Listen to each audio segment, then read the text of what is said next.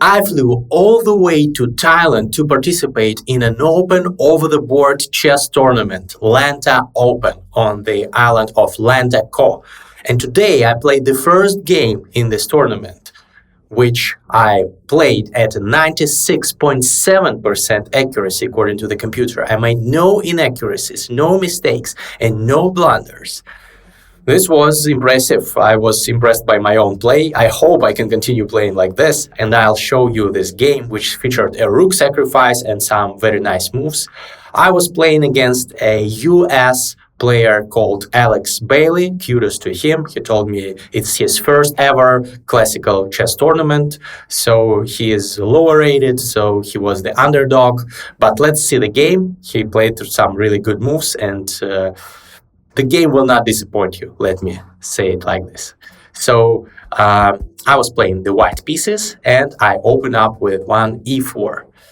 And my opponent played c5, which is the Sicilian defense, the most popular response to e4. And I play here knight c3. Usually it's a closed Sicilian. I like to avoid some opening theory by playing this setup against the Sicilian. And here I go g3. I try to put my bishop on g2 and develop and play a slow maneuvering game. But very often I begin attacking early on. You will see in this game, this is exactly what happens. So we both develop. He develops his knight to d7, which is not the best square for the knight. Knight c6 is a better square because here it prevents the bishop from activating, for example. Also, the closer the knight is to the center, the better. So c6 is generally the best square for this knight. You should have a good reason to not develop your knight to c6 or f3. In my case, I developed the knight to e2 instead of f3 because I did not want to block my bishop. And this is the best move here. But for black to find Cheto its bishop is practically impossible in this position because whenever black goes b5, for example, I have e5 attacking the rook. So it's not something feasible in this position. So knight d7 is not the best move, but still nothing crazy. The position is balanced, slight advantage for white. I go d4. He takes here. I thought for some time maybe I could have taken with the queen because the queen is good in the center and the knight cannot harass me from c6, which is a drawback of knight d7 move. But still, I decided that the knight here would be better placed than the queen, and the computer agrees. Knight d4. We continue our development. We develop, and here king h1 is an interesting move. Many of you would ask, why did the king move? Tuck it away into the corner. Are you afraid? Well, yes, I am afraid of checks from this diagonal. Queen b6 or pins down this diagonal. This is a classical theme in the Sicilian and in many other openings. If you want to go f4, you'd better get your king off this g1, a7 diagonal. This is a prophylactical move. Prophylaxis against counterplay by black, and the computer likes this move.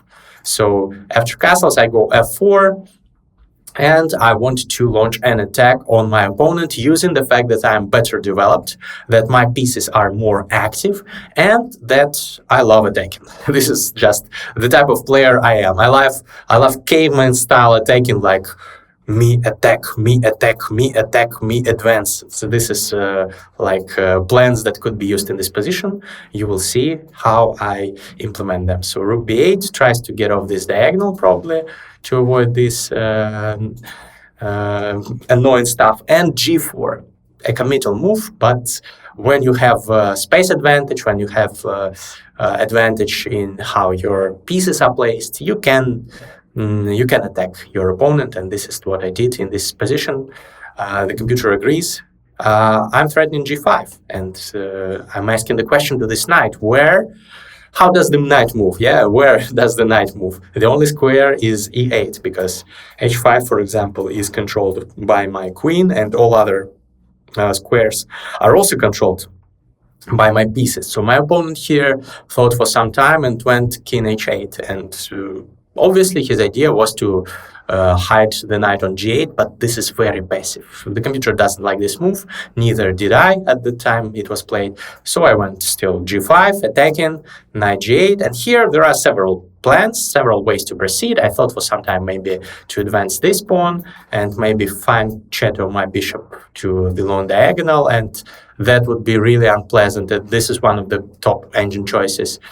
Then I thought, why not make a rook lift, rook f3, intending to go rook h3 and put pressure down the h-file. Also very enticing idea. My opponent tries to untangle and goes knight c5, but I just kick him back before. And turns out the knight has no good squares, because a4 is protected by my knight e4 as well. So the only square is going back, and this just is a gift of two tempi for me, because this knight used to be here, then it went here, then it went back here. So two moves in a row, black stands on the same position, and this is not good. So I thought here the best move for black is e5, and the computer agrees. The problem here is that the natural response knight f5 fails to knight takes e4, and if I take the knight, bishop takes f5, black has an extra pawn, and black is active. Black is better already, so knight f5 would be a bad move. Here I should take the knight, and I thought that I should be better in this position. Black takes, and here I can take with my queen, but there are even better options, maybe, for example. But the computer hesitates. It says, maybe I should take this. Also good, and if queen takes, rook g3. Well, that's interesting. An interesting idea, and then take this pawn. I'll be up a pawn. Not bad.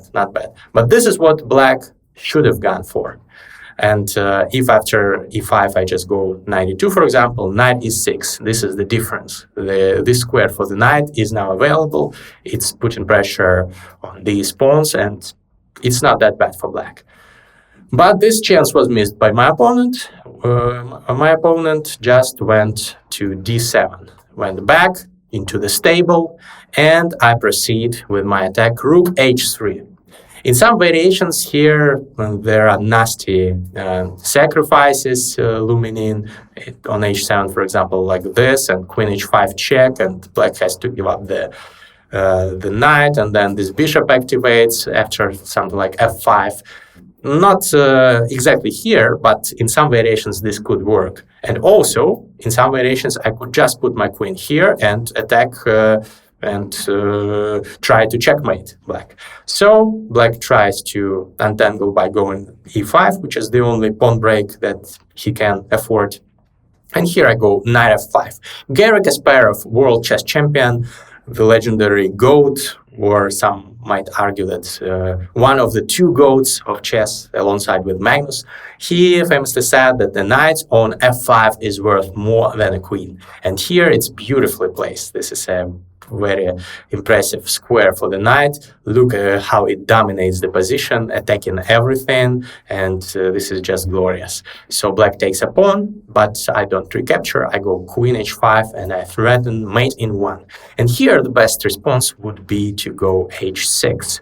But it's not a happy move, not a happy decision. I can take on f4, for example, and continue putting pressure here, or I can take here. And black cannot take with the knight, because then I take here, so black has to take here with the queen, and here knight d5 followed by bishop f4 is very strong. Of course, there is a trick why black should have used this h6. If I take, there is g6, which is a fork, and I lose the knight. Yes, I have the attack, but this pawn effectively stops me from attacking down this line. So it's a very double-edged position. I think I would have gone for this. Obviously, I saw g6. But still, this should have been the choice of black, because this lets create some counterplay. Counterplay is the most important thing when you're attacked. If you just stand idly, you will get crushed. This is what happened in this game. So my opponent went knight f6, also going for some counterplay, sacrificing the knight for 2 pawns, trying to activate, to entangle. I take, he takes. But unfortunately, it's not enough because I have a devastating attack. I go queen g5, and now I threaten again mate in 1 because my knight and queen are eyeing this g7 square, and it's already lost for black. The computer says it's plus 2.38, but the next move is a mistake that worsens the position even more, rook g8, because this king now gets even more vulnerable. I find a very nice resource, knight d5. Knight d5 is a move that looks illogical at first glance because black can just take here, or black can just take on e4, or maybe not on e4 because this would hang, but at least this is what black could do. And if I take here, for example, black can take the rook, and black is better in this position.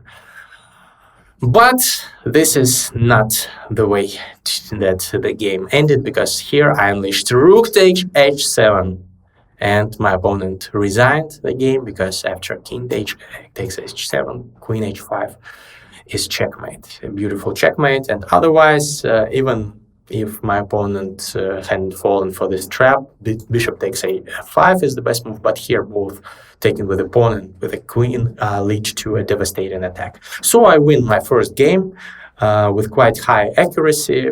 In many respects, this is due to the inexperience of my opponent. So this is his first over-the-board chess tournament, as he said after the game. So I wish him luck. This is a very impressive play.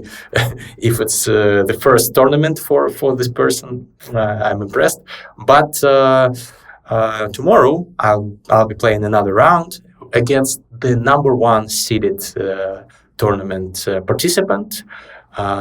He's from Czech Republic, and his name is Peter Falk. So I'll go and prepare for him, and see you tomorrow in the recap of my second round. Bye-bye.